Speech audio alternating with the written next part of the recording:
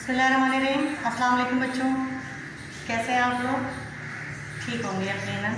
ठीक है जी बच्चों, नसर में हमने ड्रामा पढ़ा था, ड्रामे का मफ़हूम पढ़ा था और इम्तियाज़ अली ताज के बारे में समझा था, पढ़ा था, उनका तारुफ किया था। ठीक है, अब ये इस सवाल को ड्रामा निगारी पर तबसरा हम किस तरह करेंगे, मैंने इसकी हेडिंग्स आपको बता दी थी। अब मैं इसको थोड़ा सा तफसील से बताऊंगी। ठीक है बच्चों, आपने गौर से देखना है और इसको समझना है, क्योंकि समझ लेंगे तो आपको सिर्फ याद करना, थोड़ा ज़रा से याद करेंगे तो आपको समझ आ जाएगा। अगर नहीं समझेंगे तो फिर आपको रट्टा लगाना पड़ेगा, और रट्टा जब लगाता है बंदा तो वो भूल जाता है। सही है, लिहाजा थोड़ा फोकस कीजिए, गौर से समझ लीजिए। ठीक है, ये ड्रामे की मैंने हेडिंग्स लिखवाई थी। ड्रामे का तारुफ और मफ़हूम मैंने आपको बता दिया, इम्तियाज़ अली ताज का तारुफ मैंने आपको समझा दिया। ठीक है, अब हमें पढ़ना है जो है इब्तिदा, ड्रामे की इब्तिदा या ड्रामे का इर्तिक़ा। ठीक है, दोनों इब्तिदा से इर्तिक़ा तक इस हेडिंग में तमाम चीज़ आ जाएंगी। सही है, इसमें क्या था कि जब ड्रामे की इब्तिदा कैसे हुई, अमानत लखनवी और वाजिद अली शाह, जो उस दौर के नवाब थे वाजिद अली शाह, उन्होंने एक मसनवी लिखी अफ़साना इश्क। वाजिद अली शाह ने एक मसनवी लिखी थी अफ़साना इश्क। ठीक है, और उस पर उस वक्त उन्होंने जो यंग लड़कियां थी उनको तरबियत देकर, रक़्स की तरबियत देकर उन्होंने उसको उस मसनवी को स्टेज किया। ठीक है, उससे जो है ड्रामे की इब्तिदा हुई। पहले ज़माने में लोग क्या करते थे, तो कदीम ज़माने में जो कदीम ज़माने के जो हिंदू थे वो क्या करते थे, अपनी मजहबी जो वो इबादत और त्यौहार वगैरह होते थे, उन्हें एक उसकी शक्ल दे के अमल करके उस पर जो उनका रक़्स हुआ करता था उसको फिल्माया करते थे। मतलब उसे जो है दिखाते थे लोगों को, जैसे नाटक होता है, नाटक के ज़रिए लोगों को दिखाया करते थे। जो है ड्रामे की इब्तिदा नाटक से हुई, तो जो ये नाटक आगे बढ़े तो फिर वाजिद अली शाह ने अपनी एक मसनवी जिसमें उन्होंने लड़कियों को तरबियत देकर रक़्स करवाया और उससे स्टेज की एक जो है रिवायत पढ़ गई। इस तरह से पढ़ने लगे, इस तरह से लोग स्टेज करने लगे। फिर क्या था, अमानत लखनवी जो एक उस दौर के शायर थे, उन्होंने इंदर सिभा एक मतलब ड्रामा जो है स्टेज किया। इंदर का मतलब होता है जन्नत। ठीक है, जन्नत यानी जन्नत और सिभा उनकी कहानी को कहते हैं। और उस पर उन्होंने क्या किया, कुछ लोगों को तरबियत दी और उनको समझाया और उससे वो स्टेज करवाया। इस तरह इंदर सिभा को उर्दू ड्रामे का अवलीन दौर कहा जाता है। ठीक है, ड्रामे का जो पहला दौर है उसमें अमानत लखनवी और वाजिद अली शाह की कोशिशों से जो ड्रामा स्टार्ट हुआ, किस तरह से स्टार्ट हुआ, हिंदुओं ने अपनी इबादत को जो है नाटक की शक्ल में जो पेश किया, उससे बाद मसनवी को जो है तरबियत याफ्ता लड़कियों के ज़रिए एक रक़्स के ज़रिए पेश किया गया। तो इस तरह से नाटक की इब्तिदा हुई, स्टेज इसकी इब्तिदा हुई और इंदर सिभा ने उर्दू ड्रामे की बुनियाद डाली। ठीक है, अब इसका दूसरा दौर, पहला दौर हो गया, दूसरे दौर में क्या हुआ, दूसरे दौर में क्या हुआ, जो 1857 की जंग आज़ादी के बाद जो इनकलाब आया उसने बर्रे सग़ीर की तारीख़ को यकसर बदल दिया। क्या हुआ, मुसलमानों की तहज़ीब ने दम तोड़ दिया। ठीक, मुसलमानों के साथ जो उस वक्त सलूक हुआ और जो अंग्रेज़ों का उस वक्त राज हुआ, तो अंग्रेज़ों के राज में बहुत सारी ड्रामा कंपनियाँ वजूद में आई। ठीक है, और बहुत सारी ड्रामा कंपनियों ने अपनी अपनी दुकान चलाने के लिए बहुत सारे जो है ड्रामे लिखे और ड्रामे स्टेज किए।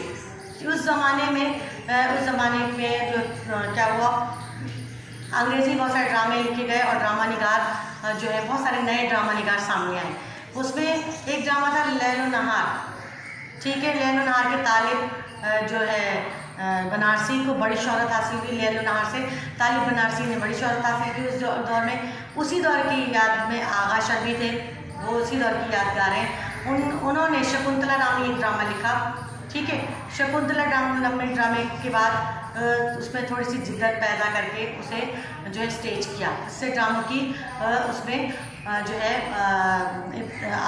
तरक्की में आगे जो है उरूज हासिल हुआ। अब क्या हुआ, थोड़ी सी जिद्दत के साथ जो है बाकी मकालों में जानदार मकालों के साथ आगा शर ने इस फन को आगे बढ़ाया। उनका जो है उनके बहुत सारे अफसाने, फिर उनके बहुत सारे ड्रामे जो हैं उर्दू अदब में शामिल हुए, जैसे कि रुस्तम और सौराब उनका बहुत मशहूर ड्रामा है, सफ़ेद खून, आँख का नशा उनके मशहूर ड्रामे हैं। और उन्होंने हिंदी में भी ड्रामे लिखे आगा अशर को उर्दू ड्रामे के दूसरे दौर में शामिल किया जाता है और उन्हीं से ड्रामे की जो है तरक्की का दौर आगे बढ़ता है। ठीक है, तीसरे दौर में क्या हुआ? तीसरे दौर में जो है फिल्मी सनत आ गई। ठीक है, फिल्में बनना शुरू हो गई। अब फिल्में बनना शुरू हुई तो ड्रामे या स्टेज को जो है जवाल हो गया और लोगों ने फिल्मों में दिलचस्पी लेनी शुरू कर दी। तीसरे दौर 1935 लेकिन जब जैसे ही 1935 में रेडियो स्टेशन कायम हुआ तो ड्रामे को एक नई जिंदगी मिल गई और रेडियाई ड्रामे शुरू हुए लिखने, यानी कि रेडियो पर ड्रामे किए जाने लगे। उनमें बहुत सारे हमारे नए जो है ड्रामा निगार जो है मुसन्निफ जो है सामने आए, जिनमें मिर्ज़ा अदबी, कृष्ण चंद्र, शौकत थानवी, इम्तियाज़ अली ताज और बहुत सारे लोग इस दौर में जो है सामने आए और इन्होंने रेडियाई ड्रामे लिखकर जो है ड्रामे की दुनिया में इनकलाब पैदा किया और लोगों ने ज़ौक़ और शौक़ से रेडियाई ड्रामे जो है देखने लगे और सुनने लगे। उस दौर में बहुत सारे थे, कमाल अहमद रिजवी, मुस्तनसर हुसैन तारड़ और अपना फातिमा सुरैया बजिया, ये सब लोग थे।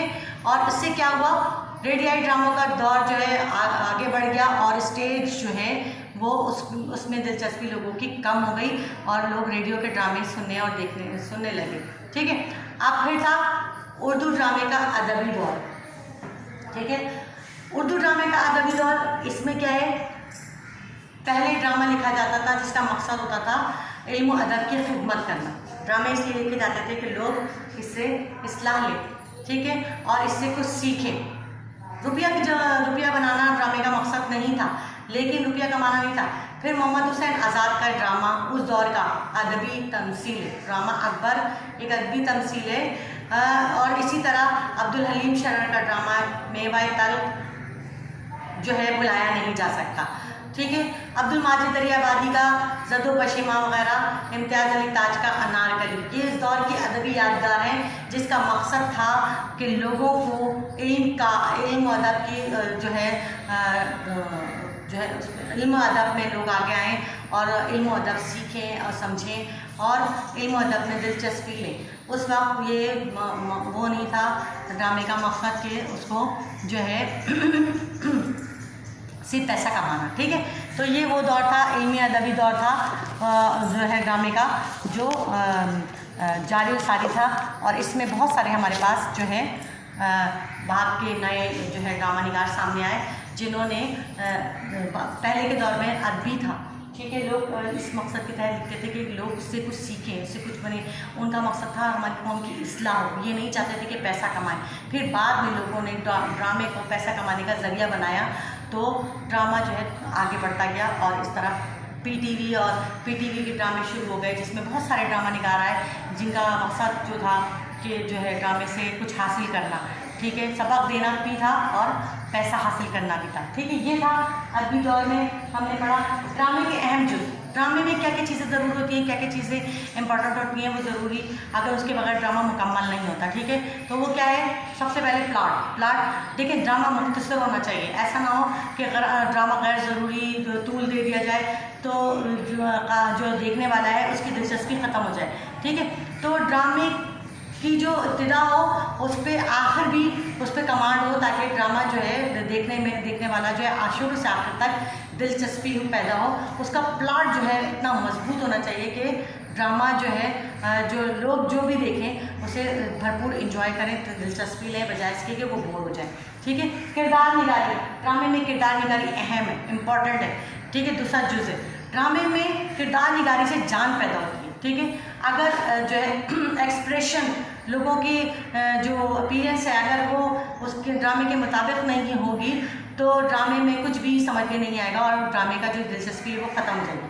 फिर मकालमा निगारी जो है ड्रामे में जान पैदा करती है। और अगर ड्रामे में आपने अच्छे मकालमे, जोश वाले मकालमे नहीं पैदा किए, नहीं बोले, तो ड्रामे में जान नहीं रहती और ड्रामा जो है बोर होना शुरू हो जाता है। ठीक है, कश्मकश या तसादुम जो है ड्रामे में अगर मकाल मनीकारी में क्या कहा जाता है, आगा शर्की मकाल में जानदार हुआ करते थे, जिसकी वजह से उनके ड्रामे दमदार हुआ करते थे।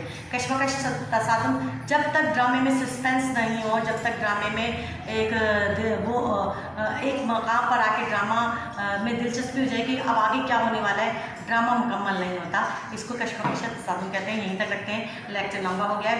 ठीक है, आपका होमवर्क ये है कि ड्रामे की हेडिंग के बारे में 3 हेडिंग्स आपने लिखनी है और जो है ये आपका असाइनमेंट है। ठीक है, मुझे इजाज़त दीजिए।